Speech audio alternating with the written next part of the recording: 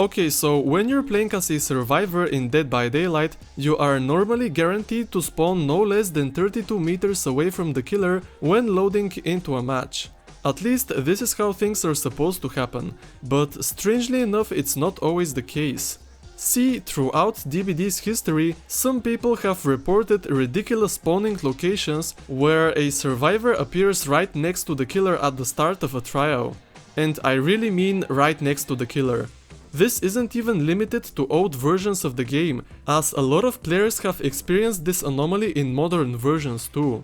For instance, in this clip Nicolas Cage spawns on the area of crows along with Wesker, who is around 15 meters away from him. This video was taken only about 10 months ago, which in all honesty I find fairly peculiar. Of course, it should not come as a surprise that this is a bug, and these types of occurrences are usually pretty uncommon anyway. Still, this has never happened to me in game before, like ever, so let me know if you've had that in one of your matches. Speaking of weird spawning logic, the hatch typically spawns on the surface level of outdoor maps and on the bottom floors of indoor maps.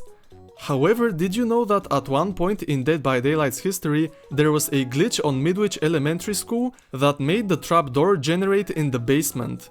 User FloofZikiri5072 provided a possible explanation for this, saying, "I think this happens because the hatch can actually spawn on the stairway landings on Midwich, but the hatch always tries to go to the lowest vertical point, so it ends up spawning in the basement, which is below one of the landings." The other explanation is that the hatch's set spawn point is actually a radius, and part of the hatch's spawn radius is clipping into the basement, and the game chooses a point which is impossible for the hatch to spawn at, so it chooses a spot close to it and picks the basement.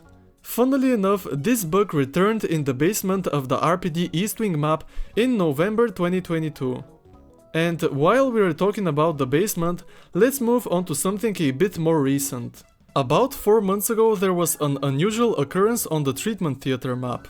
You are probably aware of the fact that the basement is only supposed to spawn once on a single map. However, DbD Spaghetti Code somehow made both available spawn locations generate the structure, resulting in a so-called double basement. Now, on the one hand, yes, this did allow you to complete that archive challenge a little bit easier. I'm talking about the one where you have to hook survivors in the basement, but on the other hand, it would eat most of the other hook spawns, making it harder to hook people in most cases. Also, the perk Invocation Weaving Spiders would only have the circle thingy in one of the two basements for some odd reason. Ironically, when people first saw this, they started making jokes about how, oh my god, the developers are working on 2v8. Little did they know that the game mode would actually be announced on the 8-year anniversary livestream. Okay, moving on to the next part of the video, we are now going to take a look at another weird anomaly straight out of Dead by Daylight's early days. For this we have to go all the way back to DbD's beta. You might already know that during the game's pre-release stages, that means alpha and beta, the only killer that was available for you to play was the Trapper. So it came as a big surprise to user Quickman_X when they encountered the Wraith while playing as Jake Park in the closed beta.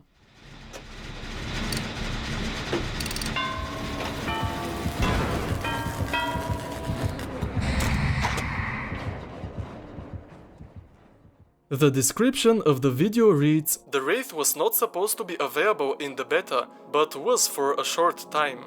It was pretty shocking to see him show up." Now, in reality, the Wraith had already been revealed around 10 days before Quickman_X uploaded that video, and the killer was pretty close to being finished at that point. However, he had some glitches regarding his sound effects, as well as a few other bugs that had to be ironed out. Fun fact, this was exactly the same with the Hillbilly. How do I know this? Well, you can still play the DbD beta to this day, and you can explore all kinds of interesting stuff from the early days of the game. Even though the Hillbilly couldn't be selected from the killer menu, there was a chance that you would randomly spawn as that killer when loading into a match. Of course, this was unintended and could lead to some hilarious moments, as similar to the Wraith, the Hillbilly wasn't completely finished yet.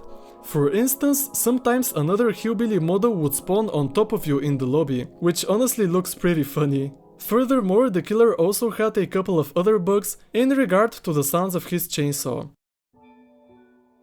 Alright, now, in my original video about DbD Anomalies I mentioned an unused fuel mechanic, and in a similar fashion I have decided to include another unimplemented concept in this video too.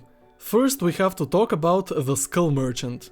Her power, Eyes in the Sky, involves setting up drones that can be hacked by survivors as a form of counterplay. After being hacked, a drone gets disabled for 45 seconds. This action was one of the first in the game that include an actual minigame and not just a progress bar like pretty much everything else in DbD. But did you know that during the early days of Dead by Daylight, another type of hacking interaction was originally planned to be a part of the game? Apparently, Behavior had been working on a hack repair feature for generators, which never made it to the live game.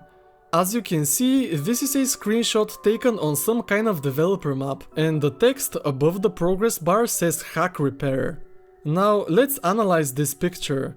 There's a UI menu with all kinds of different buttons, and from what I can tell, you can in fact move around the different wires and connect them to each other, similar to what the current generator repairing animation shows.